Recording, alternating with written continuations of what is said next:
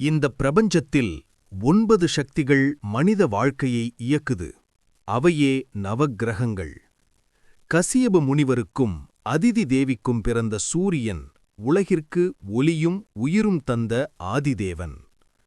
அத்ரி முனிவரின் மகன் சந்திரன் மனம், உணர்ச்சி, காலத்தின் அதிபதி.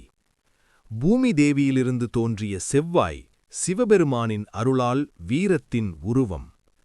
சந்திரன் தாரை மகன் புதன் புத்தி, பேச்சு, வாணிகத்தின் நாயகன்.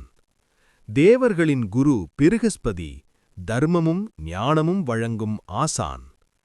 அசுரகுரு சுக்கிரன் சஞ்சீவி மந்திரம் பெற்ற இன்ப, கலை, செல்வத்தின் அதிபதி. சூரியன் சாயாதேவி மகன் சனி மெதுவாக வந்தாலும் கர்மபலனை துல்லியமாக தரும் நீதியாளர்.